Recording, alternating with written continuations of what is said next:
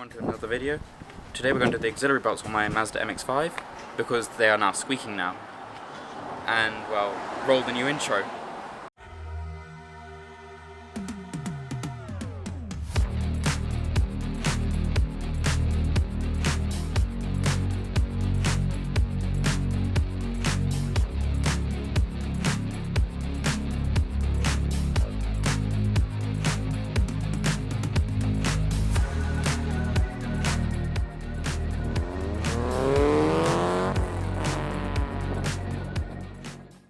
So to get to the auxiliary belts, you need to undo this and this one here, so we can take the intake out. There's also a bolt down there you need to undo, and then we can properly do the auxiliary belt, or belts really.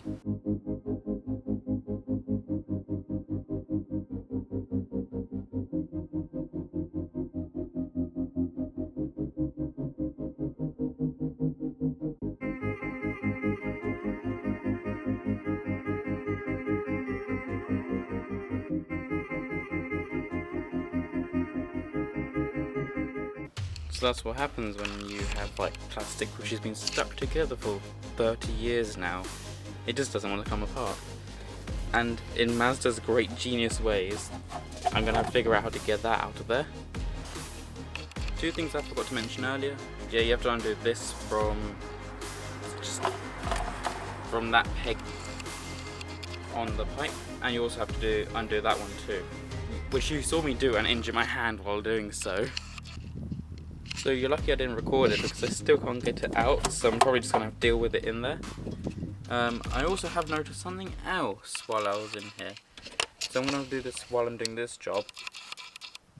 Focus. This pipe here has a small leak on the back. Can you see that? Of coolant. Yeah, like it's just leaking away up here-ish, somewhere there. And it's just leaking coolant drip by drip by drip. So to take this auxiliary belt off, you need to, there's a bolt just behind here which I can feel, but I can't put anything on, so I need to spin this around to align it. You need to loosen this and take this bolt and back out fully out of here, and then you can push the whole unit down like that. But then, so there's two ways to align these holes: by cranking the engine. Yeah, by cranking the engine to get this to go up, or I could put a nut on the end of, no, not a nut, a thing on the end of there, and just sort of spin the engine slowly to line that, which I think I would do that way because it's probably easier. So yeah, sorry about the positioning of the camera and everything because I can't face anywhere else, but yeah, I've been able to get it in here like that after rotating the engine. So I need to undo this.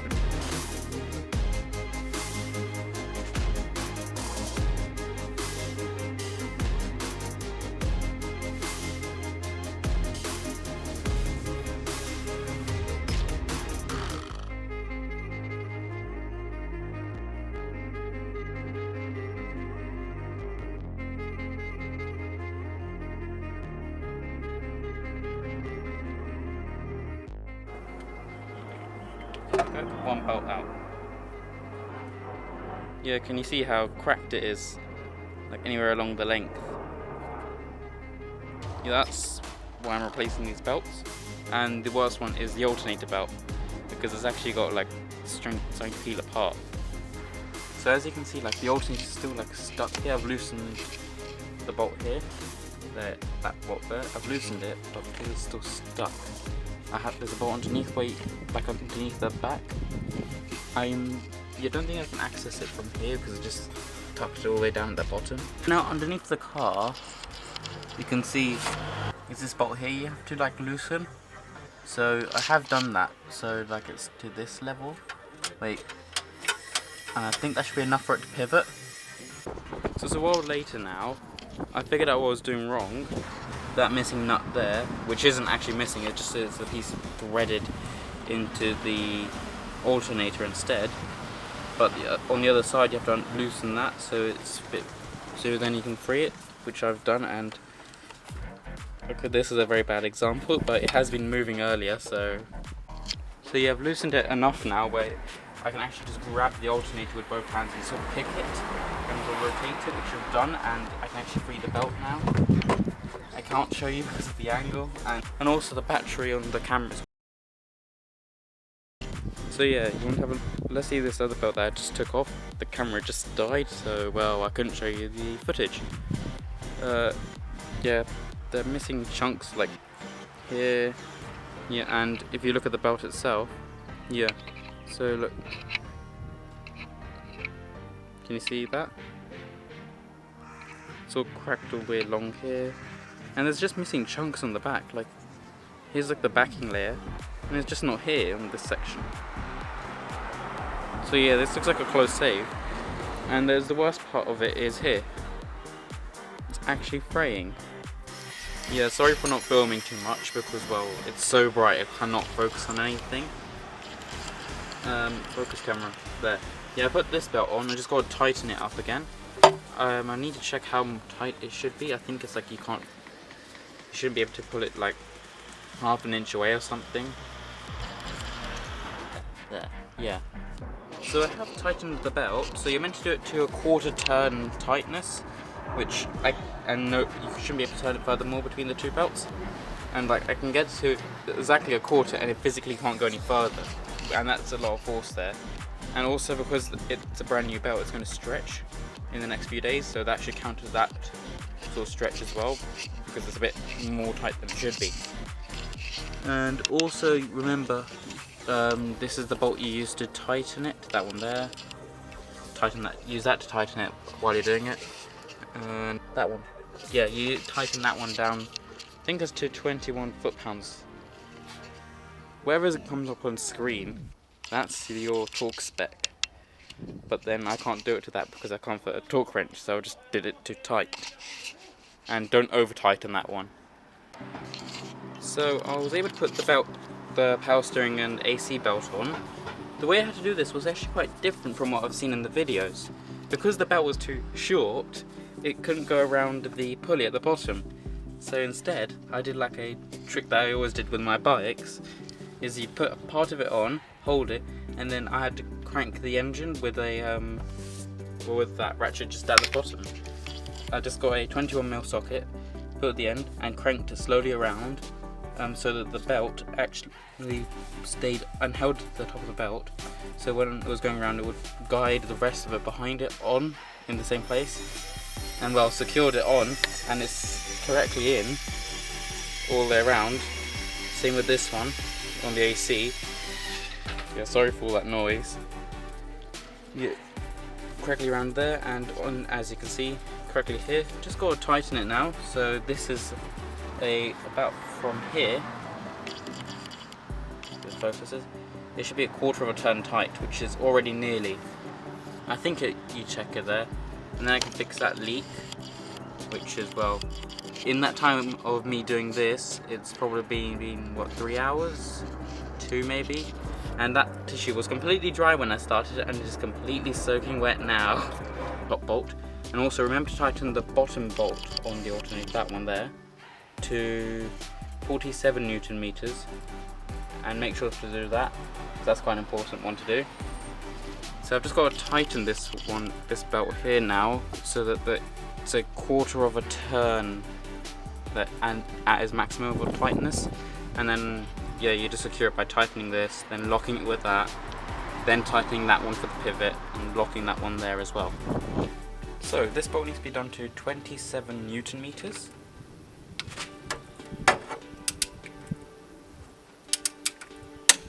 Like that. So both these two bolts need to be done to 47 Newton meters. Let's do that now.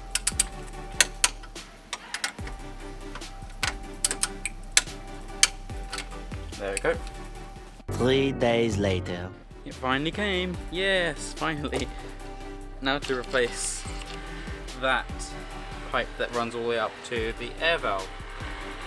And it should be an easy job because, well, just measure it out, cut this new one to length, and then take one side off, take the clips off, take these clips up here off, then to sort of try not losing as much coolant.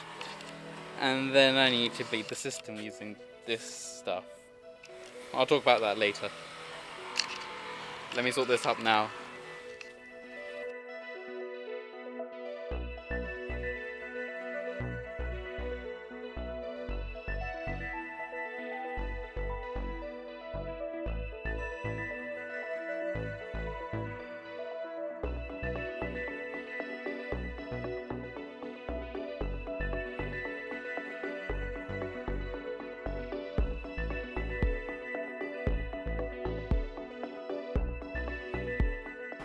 Now to steal the connector off here, then we can just put it onto the other connector. Oh no, it's still slowly dripping. Gotta do this quickly.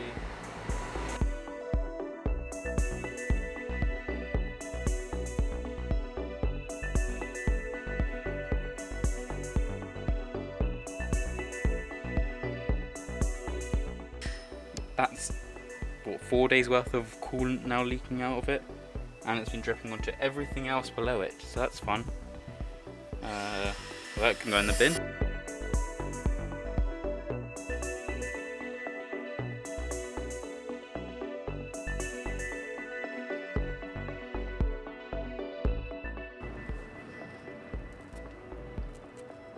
There we go. Oh. There we go, I'm part of the car now. Right, this is just so stupid. There we go, that's all done. That didn't go as bad as I expected it to, which is at least good. Problem is this pipe just like staying up here, and also remember this clip as well. Okay, I just wedged it behind the throttle sensor, which is okay. And I leaked not too much coolant, so at least that's fine. So looking at the old pipe, one which was leaking, I found the leak, which is good. At least we know where it came from. So if I squeeze that, look at that, it's massive for a pipe like this.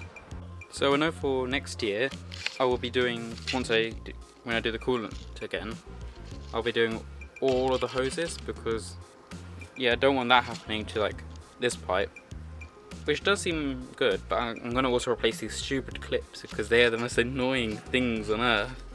You saw how much I was struggling with all of just those two clips by itself. Imagine doing all of them. At least because I did the manifold.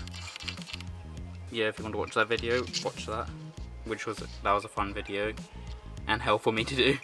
I can actually easily access the ones around here, like all the pipes there, so it should be much easier to do than doing this on a stock.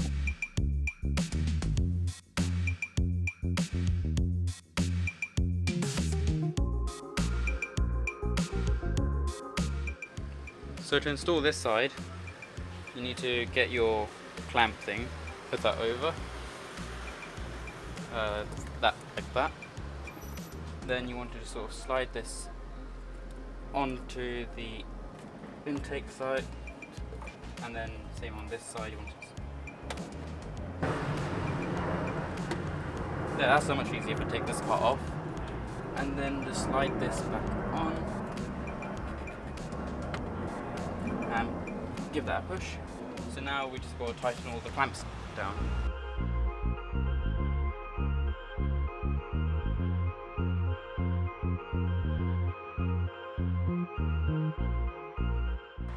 Remember to install your screw into that part down there. So I had a look in the radiator because we did lose some coolant, as you saw, and we did lose a bit, so I'm just going to use this funnel just to pour a little bit in, and then I might have to flush it in a bit, but I'm not too sure if I do. Okay, yeah, so I filled up the radiator and I threw the rest of it into the reservoir tank, as that was quite low as well. And don't worry, I was using some just deionized water, so that should be fine. So now let's get the car started and see how the belts sound. It's going to squeak first because it's still a bit wet from where it was dripping on me.